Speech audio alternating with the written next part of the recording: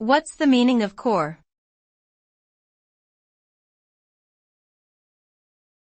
Core.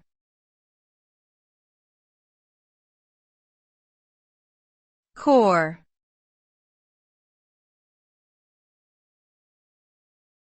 Core.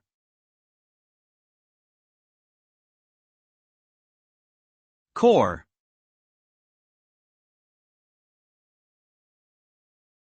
The word core can refer to a few different things depending on the context.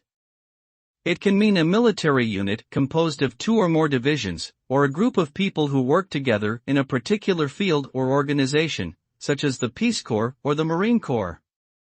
In general, the word core suggests a sense of unity and a shared purpose among its members, whether that involves defending a country or working towards a common goal.